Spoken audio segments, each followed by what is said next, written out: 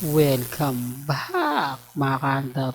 Ito na naman po ang inyong lingkod, si Mr. Destiny. At magbibigay na naman tayo ng pinakamagandang update po ngayon sa social media.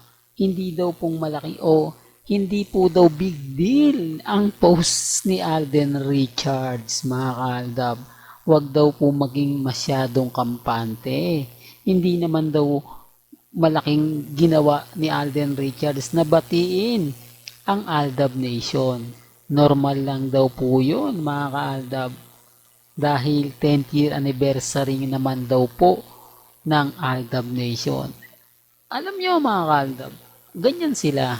Kapag wala na silang ibang masabi, wala na po silang ibang magawa, ang sasabihin po nila, big deal yan eh.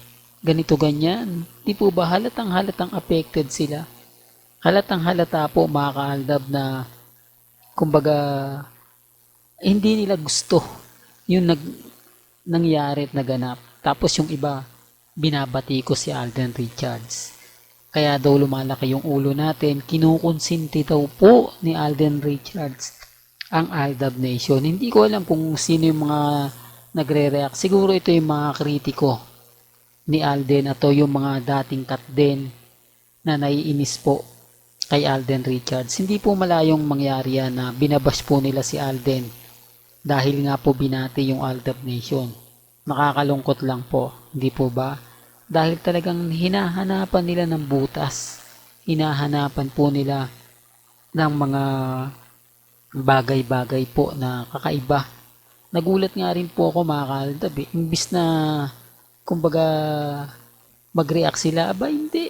Kumbaga parang sinasabi pa po nila mga kaaldab na hindi, ganito lang ganyan, okay lang yan. Pero sa puso po nila, nasasaktan din po yun. Sa palagay nyo mga kaaldab. Real talk to mga kaaldab kasi binati tayo ni Alden eh. Malaking insulto at malaking sampal nga naman po talaga yan. Kung titignan nyo. Hindi po ba? Hindi, real talk yan mga kaaldab, malaking sampal at insulto po sa kanila yan. Dahil nga po, kumbaga masakit na katotohanan yung mga sinasabi po nila. Masakit na katotohanan na kumbaga naandun, di po ba? Naandun yung nasa dulo ng dila natin, mga kaldab, hindi natin masabi. Nandun yung part na kumbaga inaabangan. Andun yung part na hinihintay natin. Hindi po ba? Sabi ko nga po sa mga mamis, sa mga dumadaan po, okay lang po yun kasi wala naman pong problema eh. Hindi naman po tayo affected sa mga sinasabi at pahayag po ng iilan.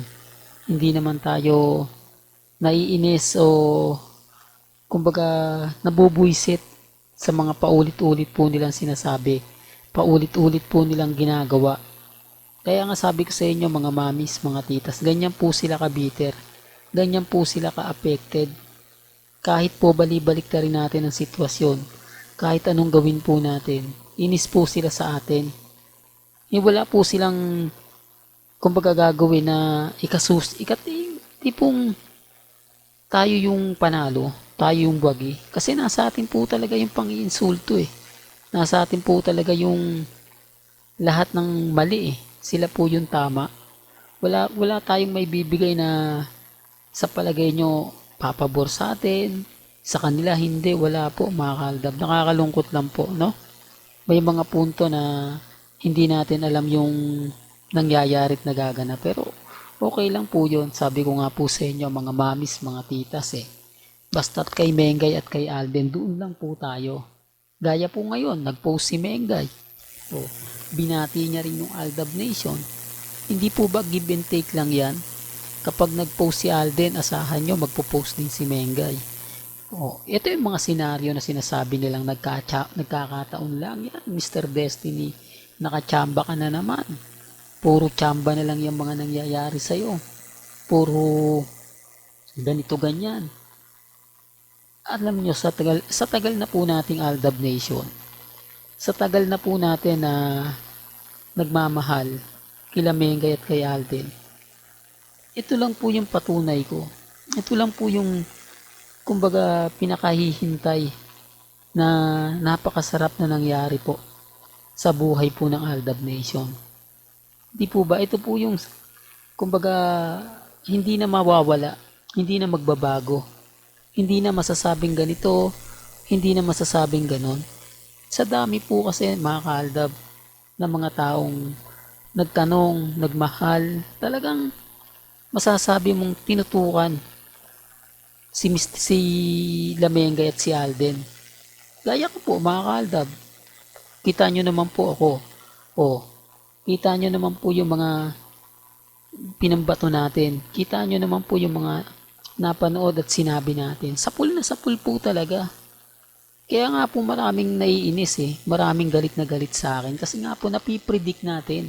Nalalaman po natin na magaganap at mangyayari. Sa tagal na po ng Mr. Destiny Aldab Nation, halos alam ko na po yung galawan na yan. Halos alam ko na po yung mga nagaganap at nangyayari po kina Alden Richards at kay May. Yan ang hindi nila magustuhan. Yan ang hindi nila kayang tapatan. Yung pagbibigay po natin ng update. Yung pagbibigay po natin ng mga kaganapan. Yung pagbibigay po ng mga kumbaga pahayag na nakakataba po ng puso. Di po ba? Kaya nga sabi ko sa inyo doon sa mga mamis po, sa mga titas na hanggang ngayon nakikipaglaban. Relax lang kayo, ang lakas ng kakampi natin, di po ba? Kakampi natin si Maine, kakampi natin si Alden. Nasa likod po natin sila. Gaya nga po ng mga sinasabi ko, kita nyo, nagkakataon.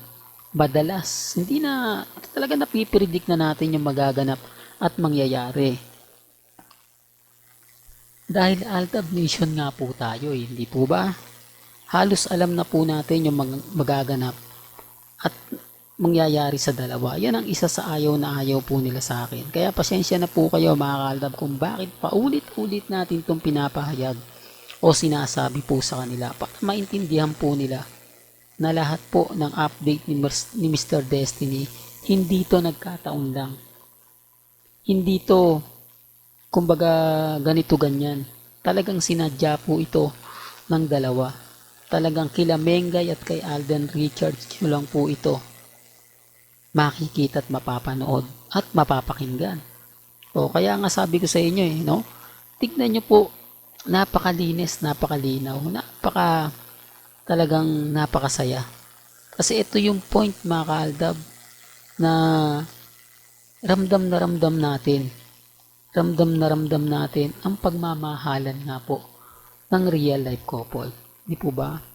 Kapag nag-update si Mengay o nag-update si Alden, antayin nyo, gaganti ang isa't isa. Hindi po ba? Well, hanggang dito na lang po ang ating latest updates. Kaya kung gusto nyo pa po ng pinaka-latest at sariwang update, abay tumutok lang po kayo dito po sa channel ni Mr. Destiny para updated po kayo sa mga bago at sa mga latest na i-upload po natin maya-maya lang. Hanggang sa muli, salamat po sa panonood at pakikinig.